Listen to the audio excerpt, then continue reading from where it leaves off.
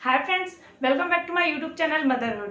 आज हम बात करने वाले हैं कि नॉर्मल डिलीवरी होने के बाद आप अपना ध्यान कैसे रख सकते हैं। जो न्यू मॉमीज होती हैं उन्हें इन सब के बारे में ज़्यादा जानकारी नहीं होती है, तो मैंने सोचा एक वीडियो बना के थोड़ी बहुत आपकी हेल्प की जाए। इसलिए हो सकता है ये वीडियो आपके लिए थोड़ा बहुत यूजफुल हो, तो प्लीज़ इसे एंड तक देखिए। अगर अच्छा लगे तो लाइक कीजिए, सब्सक्राइब कीजिए एंड बेल आइकन पर क्लिक कीजिए और खूब सारा शेयर कीजिए। तो हम बात करने वाले हैं कि नॉर्मल डिलीवरी होने के बाद आपको अपना ध्यान कैसे रखना है। तो जो सारी न्यू मॉमीज हैं, तो सबसे पहले उन्हें जो प्रॉब्लम्स होती हैं हम उनके बारे में बात करेंगे। जैसे कि सबसे पहले हम बात करते हैं कि आपकी जब डिलीवरी होती है तो आपको कितने दिनों तक कम से कम रेस्ट करना चाहिए। क्योंकि सभी की एक यही धारणा होती है कि जिसकी सिजेरियन होती है उसे ज़्यादा आराम करना पड़ता है। नॉर्मल डिलीवरी में ऐसी कुछ प्रॉब्लम्स नहीं होती हैं, तो उन्हें ज़्यादा आराम करने की ज़रूरत नहीं होती है। नहीं, ऐसा नहीं है। नॉर्मल डिलीवरी में भी हमें स्टिचेस आते हैं, नॉर्मल डिलीवरी में भी आराम की ज़रूरत होती है, नॉर्मल डिलीवरी में भी हमारी बॉडी जो सारे चेंजेस हुए हैं उन्हें अंडरस्टैंड करने के लिए एक समय मांगती है। तो हमें उन सब चीज़ों को एक समय देना चाहिए।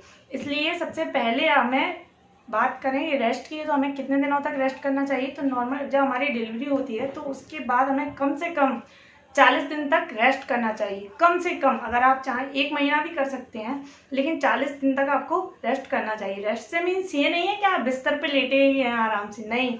जो फर्स्ट वीक होता है उसमें आप आराम कीजिए बिस्तर पे। सेकेंड वीक में आप अपने जो बेबी है उसके साथ थोड़े एक्टिव हो सकते हैं, उसके थोड़े बहुत काम कर सकते हैं। और थर्ड वीक में अगर आपको ठीक लग रहा है, आप अगर अच्छा अंदर से महसूस कर रहे हैं, तो आप घर के थोड़े बहुत काम कर सकते हैं, बाहर आ जा सकते हैं। तो आपको लेकिन अपना ध्यान रखना है और 40 दिन या 1 महीने तक आपको आराम करना ही है। क्योंकि इस समय आपको भी ज़्यादा तो नहीं पर थोड़े बहुत स्टिचेस आते हैं डिलीवरी होने के बाद। क्योंकि किसी किसी को ज़्यादा स्टिचेस आते हैं, जैसे कि बैक टू बैक बेबी होता है। बैक टू बैक बेबी होने का मीन्स ये होता है कि जब बेबी नॉर्मल होता है तो उसमें कभी कभी बेबी की पीठ और माँ की पीठ एक ही तरफ होती है, तो माँ को नॉर्मल डिलीवरी में थोड़ी ज़्यादा तकलीफ होती है, ज़्यादा पेन होता है, जो इसका टाइम पीरियड ज़्यादा लंबा होता है। तो इस समय आपको ज़्यादा स्टिचेस आते हैं और प्राइवेट पार्ट्स में। सेकेंड पॉइंट है कि जब हमारा पोस्टपार्टम पीरियड स्टार्ट होता है, पोस्टपार्टम पीरियड से मीन्स होता है कि बॉडी को हम जब न्यू मदर बनते हैं अपन, तो हमारी बॉडी को उस चीज़ को अंडरस्टैंड करने में समय लगता है। मानसिक रूप से, शारीरिक रूप से बहुत सारी ऐसी स्टेजेस आती है जहाँ हमें इरिटेशन होती है, तनाव महसूस होता है, हम अच्छा महसूस नहीं करते, हमें ऐसा लगता है कि यार क्या क्या हमारी ज़िंदगी में चेंजेस हो रहे हैं।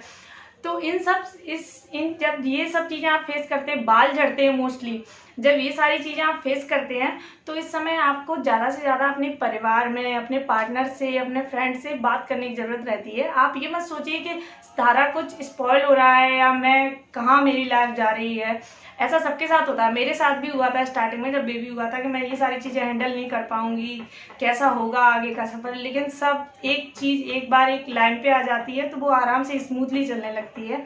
तो ये सारी टेंशन भी आपको हो सकती हैं, तो इस समय आप अपना ध्यान रखिए। अगर आपको ऐसा महसूस होता है तो आप अपने पार्टनर से बात कर सकते हैं। घर में आप सभी से बात कीजिए और खुश रहिए।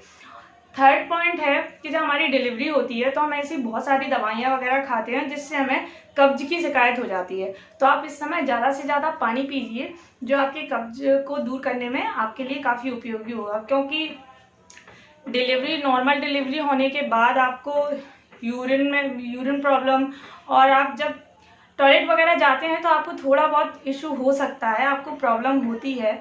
आपको उस समय हाइजीन का भी बहुत ध्यान रखना होता है। तो फर्स्टली मेरी एक सलाह होगी कि आप इस समय मतलब रूटीन में लाइए उस चीज़ को। आप बार बार पैड चेंज कीजिए अपने, और अपने प्राइवेट पार्ट्स को हाइजीन रखिए। यहाँ इस समय इन्फेक्शन होने का सबसे ज़्यादा खतरा रहता है, तो आप जितना हाइजीनिक रहेंगे उतना आपके लिए ज़्यादा अच्छा रहेगा। और थर्ड पॉइंट ये है कि इस समय आपको ब्रेस्ट में भी जब कोलेस्ट्रॉल बनना स्टार्ट होता है, जब नॉर्मल डिलीवरी के बाद 3-4 दिन लगते हैं कोलेस्ट्रॉल बनने में, जो बच्चे की इम्यूनिटी के लिए बहुत अच्छा रहता है। और बच्चे को बोलते हैं माँ का सबसे पहला दूध बच्चे के लिए बहुत ही फायदेमंद होता है, उसी को हम कोलेस्ट्रॉल बोलते हैं। जब बच्चा पहली बार दूध पीता है वो बच्चे के लिए सबसे अच्छा होता है, तो उसे बनने में 3 से 4 दिन लगते हैं। तो हो सकता है इस समय आपके ब्रेस्ट में स्वेलिंग हो जाए, और ब्रेस्ट में पेन भी हो तो आप थोड़ा सा गर्म पानी लीजिए नमक डाल के और अपने ब्रेस्ट की हल्के हाथों से हल्के हाथों से आराम से उसकी सिकाई कीजिए, जिससे आपको आराम मिलेगा। चौथे पॉइंट की हम बात करें तो हमारे स्टिचेस को हील होने में इस समय कितना समय लगता है। हालांकि सिजेरियन के कंपैरिजन में नॉर्मल डिलीवरी काफ़ी हद तक सही रहती है, लेकिन स्टिचेस को हील लगने में इसमें भी समय लगता है। कम से कम तो आपको 1 महीने से ज़्यादा लग ही जाता है। सबकी बॉडी अपनी अपनी होती है, अपनी अपनी बॉडी कैसा रिएक्शन करती है, किसी को ज़्यादा समय लगता है, किसी को कम समय लगता है। जैसे पोस्टपार्टम पीरियड का भी समय किसी के ज़्यादा हो सकता है, किसी को कम हो सकता है, ऐसे ही स्टिचेस के लिए रहता है। तो इस समय आप ध्यान रखिए कि आप जब आपकी डिलीवरी होकर आप घर पे आ जाते हैं तो आप ऐसा एक्टिविटी जो भी एक्टिविटी करते हो उनमें ध्यान दीजिए कि आप पालती मारकर ज़्यादा नहीं बैठे, क्योंकि आपके शरीर पर जोर पड़ता है, जिससे स्टिचेस हील होने में थोड़ी और ज़्यादा समस्या होती है। आप ज़्यादा वॉक भी ज़्यादा मत कीजिए, आप नॉर्मली चलिए। अगर आपको लग रहा है कि आपके शरीर पर जोर पड़ रहा है तो आप ज़्यादा चलिए मत। ऐसी स्थिति में बैठिए कि जहाँ आप पूरी तरीके से लेटे भी ना हो या बैठे भी ना हो, आप ज़्यादा से ज़्यादा आराम कीजिए। और अगर आपको थकान महसूस हो रही है तो आप अपने डॉक्टर से बात कर सकते हैं। आपको स्टिचेस में पेन हो रहा है तो आप अपने डॉक्टर से बात कर सकते हैं।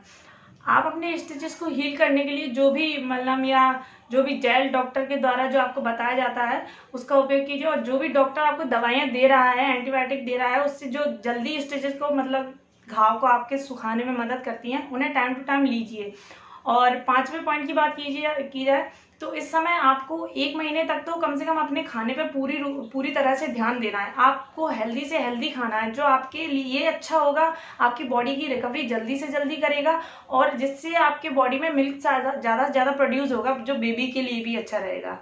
तो आई होप ये वीडियो आप सभी को अच्छा लगा हो, और अगर ये आपको अच्छा लगे तो इसे लाइक कीजिए और शेयर कीजिए और बेल आइकन पर क्लिक कीजिए और मेरी वीडियो को सब्सक्राइब कीजिए। Thank you.